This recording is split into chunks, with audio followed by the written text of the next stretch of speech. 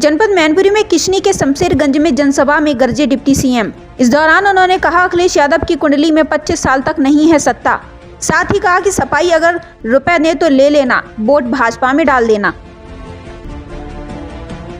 आपको बता दें चले जनपद मैनपुरी के किशनी क्षेत्र के शमशेरगंज में डिप्टी सीएम केशव प्रसाद मौर्य ने अखिलेश यादव पर जमकर हमला बोला। उन्होंने अखिलेश यादव पर चुनाव में रुपए बांटने का आरोप लगाया। वहीं डिप्टी सीएम केशव प्रसाद मौर्य ने भाजपा प्रत्याशी रघुराज सिंह साके को भारी बहुमत से जिताने की अपील की।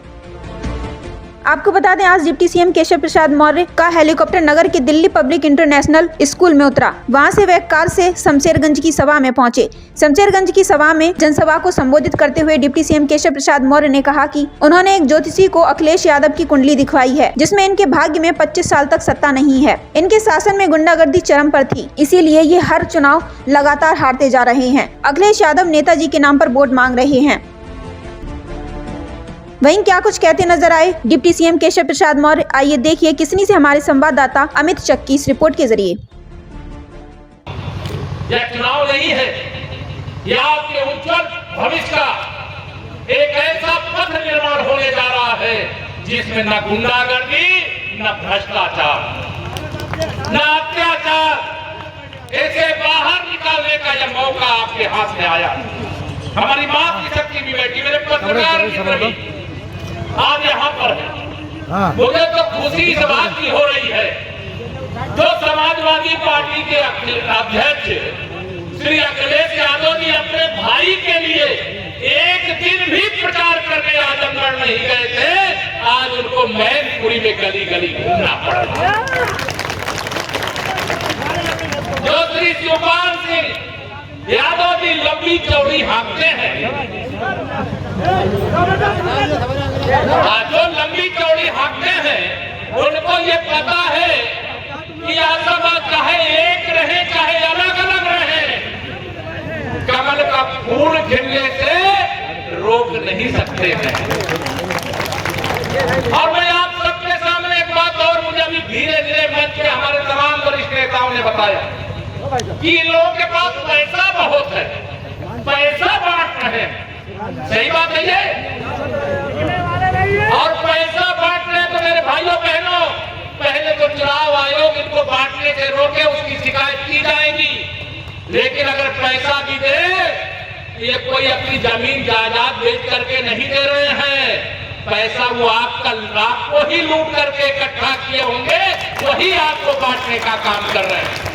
रघुराज सिंह साके के पास उतना पैसा नहीं है, लेकिन आपके साथ कंधे से कंधा मिला करके आपके सुख का, आपके दुख का साथी बना रहने की ताकत जरूर है। और मैं यहाँ पर आप सबको कह करके जा रहा हूँ, ये मैनपुरी लोकसभा चुनाव, ये आजमगढ़ का चुनाव हमारे लिए बहुत कठिन था। और श्री अखिलेश यादव जी के चच्चा रामपुर मोहम्मद आजम खां के गढ़का लोकसभा चुनाव भी हमारे लिए कठिन था, लेकिन मैनपुरी लोकसभा का चुनाव हमें कठिन नहीं लगता है। लगता है क्या?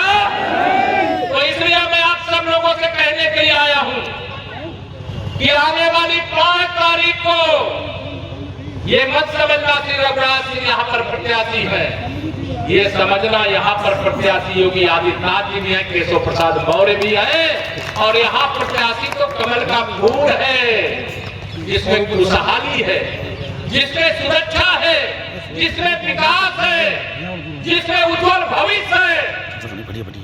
मैं तो पूरे प्रदेश के अंदर समाजवादी पार्टी की गुंडागर्दी को देखा हूं, और आप सबके आशीर्वाद से 2017 में इस गुंडागर्दी को सदा के लिए उत्तर प्रदेश की जनता ने पराजित करके कमल खिला करके चैन की सांस लिया है कि नहीं लिया बताओ? जब से भारतीय जनता पार्टी की सरकार आदरणीय योगी जी के अगुवाई में बनी है, कोई गुंडा गुंडाई कर रहा है क्या? दोनों हाथ बराबर कर रहा है क्या कोई गुंडा गुंडाई? और जब तक भाजपा की सरकार नहीं थी यूपी में, और मैं पूरे यूपी के अंदर बता रहा हूं, लेकिन मैनपुरी का कोई परिवार ऐसा रहा होगा क्या जिसे समाजवादी पार्टी के गुंडों ने धमकाया ना हो? रास्ते में मेहनत करके अपना पसीना बहा करके रोजी रोटी कमाने के लिए आप गए हो, 2 पैसा जेब में हो, और रास्ते में लूट ना लिया जाता हो। आपकी जमीनों को जबरदस्ती औने पौने दामों में बैनामा न करा लिया जाता रहा लेकिन आज है क्या? कोई आपकी जमीन जबरदस्ती लिखा सकता है क्या? कोई अपराध करे ये भाई परिवार वाले उनको बचा सकते हैं क्या? अपराधी के लिए यहाँ पर जगह नहीं है मेरे भाई बहनों। 2022 के लोकसभा का ये उपचुनाव ऐतिहासिक चुनाव है और 2022 के लोकसभा चुनाव में एक बात और सब लोग ध्यान रखना और लोगों को बता देना।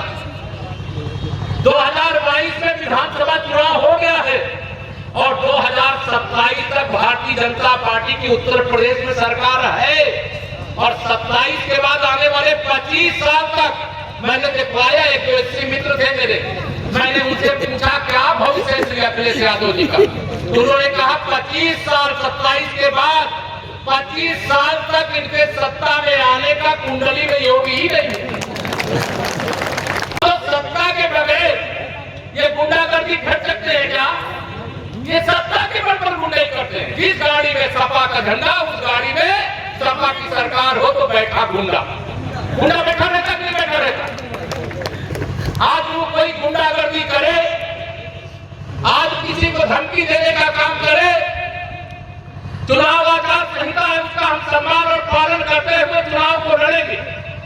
और श्री रघुराज सिंह साहब जी यहाँ पर प्रत्याशी है लेकिन इनको केवल प्रत्याशी मत मानना, आप सबको प्रत्याशी की तरह काम करना। करोगे?